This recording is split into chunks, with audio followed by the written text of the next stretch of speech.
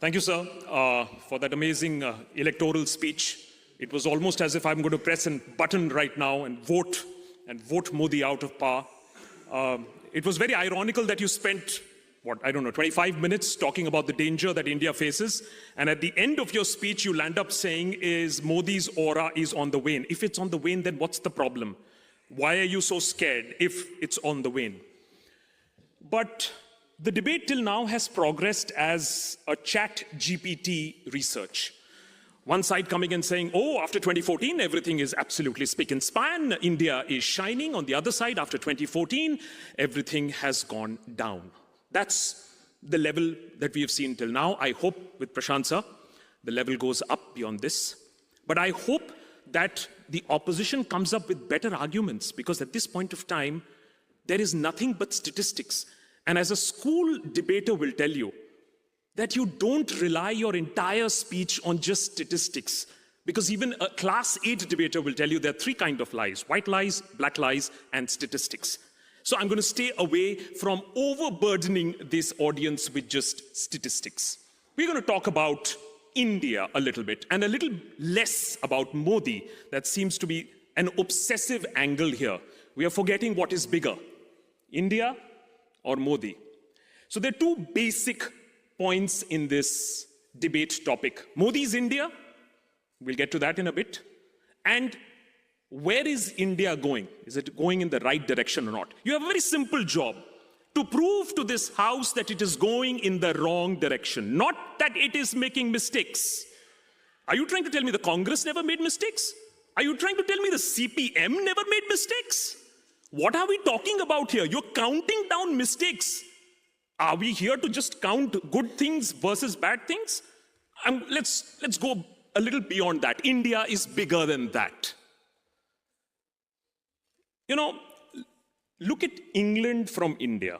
Okay, I'm going to give you the Indian perspective. If you switch on broadcast and watch the headlines, what do you see? Oh, Brexit. Oh, Boris. Oh, cost of living. Oh, England is going down. It's a pretty gloomy picture. So I thought, really? Things are that bad? Are they going to start taxing us again? Teen guna lagan? You guys...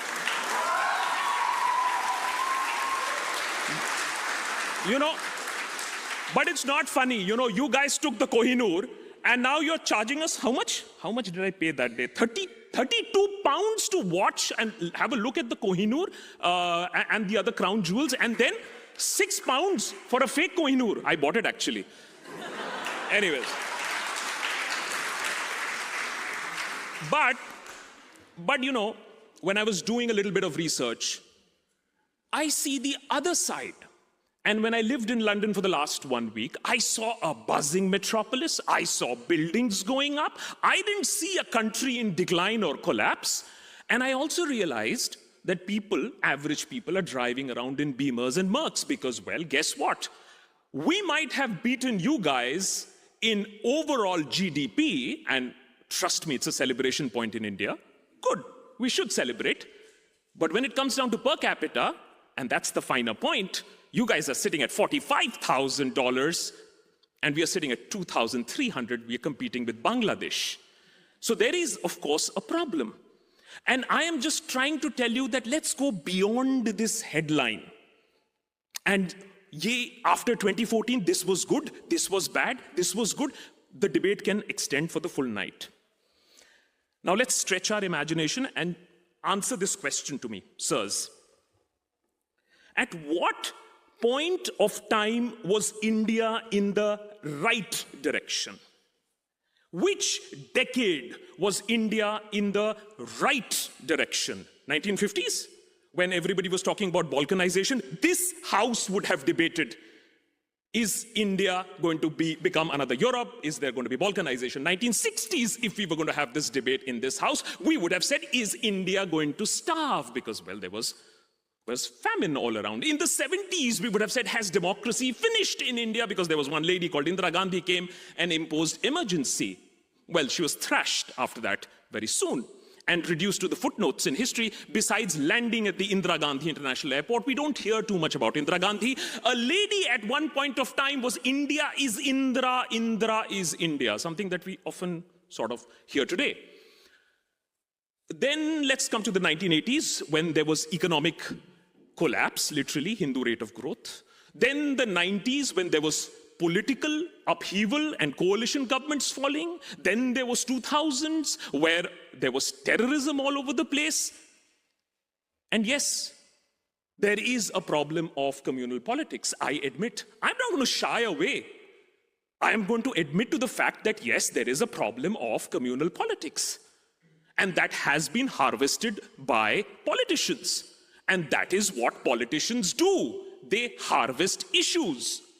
And maybe in another 10 years, if I'm lucky enough to be invited again to this August House, we might be debating something on the environment because, well, we are sitting on a time bomb.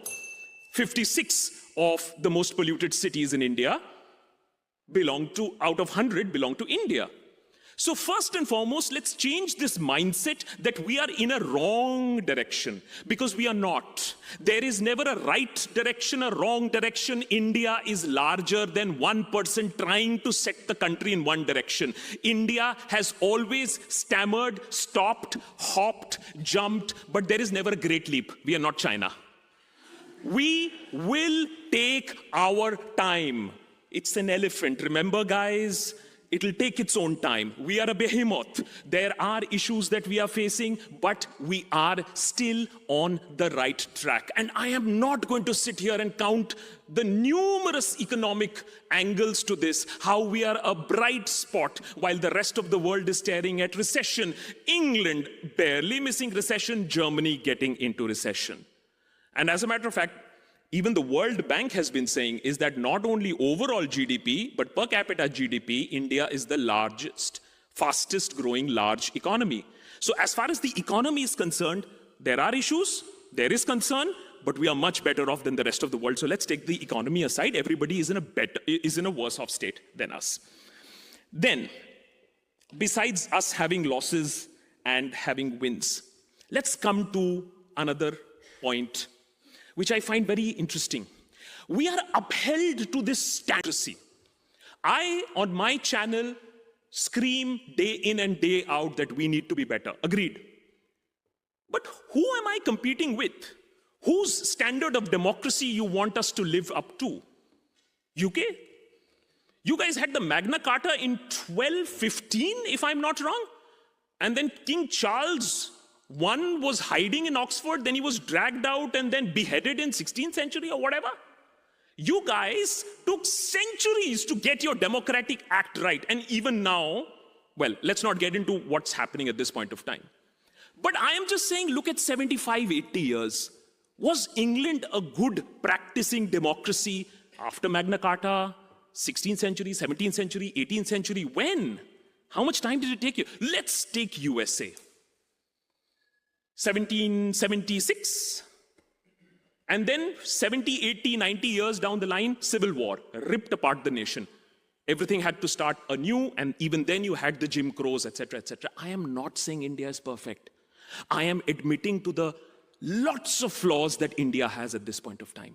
What I'm trying to tell you is that a democracy will not leapfrog, or one person can't hold back such a massive country that had been set on a path in 1947. And to say that one person can decide the destiny of this nation is to do injustice to the country called India. Over drinks. The point that is very, very important for us to understand is that one person may try, and we've had a dictator who tried but failed. Allow me to elaborate on this point a little bit. I know this is a little counterintuitive, but let me explain. If you see 2019 election results in India, because today the other issue that I have with this topic is Modi's India. And because right path or wrong path is going to be decided by Modi's India, let's try and analyze, is it really Modi's India? Why are we giving Modi such a lot of importance to decide that he controls the destiny of India? I don't agree with it. So what I'm trying to tell you is that India's path and destiny cannot be decided by Modi. Here's why. 2019, BJP peaks.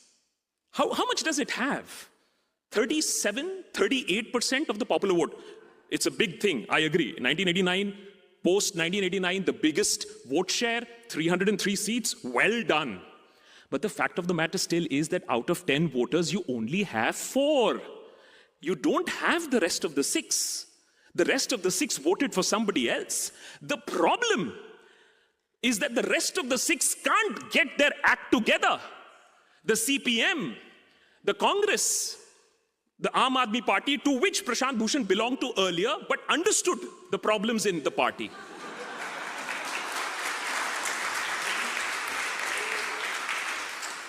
What gives people in the BJP to say to any argument that you might make, aayega to Modi hi?